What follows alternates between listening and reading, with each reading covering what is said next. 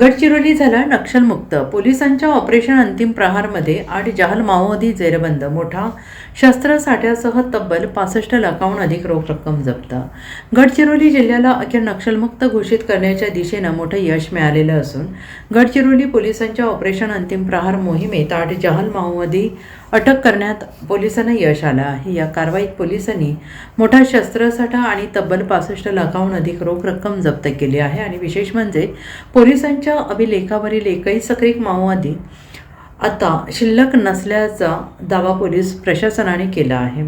मिळालेल्या माहितीनुसार पोलीस अधीक्षक एम रमेश यांच्या नेतृत्वाखाली गडचिरोली पोलीस दल आणि CRPFने संयुक्तपणे ही मोहीम राबवली आहे. फेब्रुवारी 2026 फोदेवाडा जंगल परिसरात झालेल्या चकमकीत एका C60 जवानाच्या हत्येत सहभागी असलेल्या माओवाद्यांचा शोध घेण्यासाठी ही विशेष मोहीम राबवण्यात आली. या मोहिमेदरम्यान तेलंगणा राज्यातून 4, कुमनार येथून 2 आणि नैताळा येथून 2 अशा एकूण 8 माओवाद्यांना अटक करण्यात आली आहे.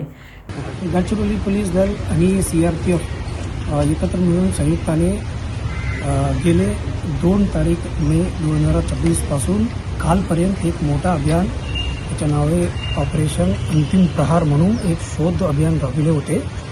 त्या ऑपरेशनच्या दरम्यान 8 कट्टर माओवाद्यांना आपण अटक केलेले आहे. हे 8 कॅडरपैकी 5 कंपनी 10चे उरलेले माओवादी होते. गडचिरोली पोलीस दलाच्या अभिलेखावरील जे उरलेले होते ते समावेश आहे आणि फक्त एक महिला कॅडर राहिलेली आहे. आणि आपल्या गोपनीय माहितीच्या अनुसार ती पण काल रोजी विजापूर जिल्ह्यामध्ये आत्मसमर्पण केलेले आहे. तो एकत्रितपणे या अभियानाच्या यशामुळे गडचिरोली पोलिसांच्या रेकॉर्डवरील आज तारीखला एकही सशस्त्र माओवादी सक्रिय नाही. सगळ्या माओवाद्यांना संपुष्टात आणण्यामध्ये गडचिरोली पोलीस दलाला एक यश प्राप्त झालेले आहे. पण नक्षलवाद संपला जिल्ह्यातून असं वाटतं? नक्षलवाद संपला असं घोषित करतात. नक्षलवाद जोपर्यंत आयडिओलॉजी आणि आर्म्ड स्ट्रगल दोन्ही आपण संपवत नाही तोपर्यंत आपण पूर्णपणे 100% असं म्हणू शकत नाही. हे म्हणू शकत आहे की आर्म्ड स्ट्रगल जे आहे, सशस्त्र माओवाद्यांचा जो विरुद्ध लढाई होता ते पूर्णपणे यशस्वी झालेले आहे.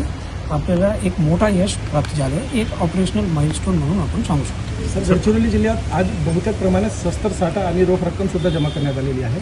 सदर शस्त्रसाठा हा अटक करण्यात आलेल्या नक्षल्यांकडून करण्यात आलेला आहे की आत्मसमर्पित नक्षल? 99% जे अटक केलेल्या नक्सल त्यांच्याकडून विचारपूस आणि त्यांच्या जो माहिती आहे त्या आधारित आपण डंप रिकव्हरी ऑपरेशन राबवित आलेले होते मागचे 10 दिवसापासून कंटिन्यूस. त्याचा एक भाग आहे हे डंप रिकव्हरी आणि 99% त्यांच्याकडून हस्तगत केलेला आहे.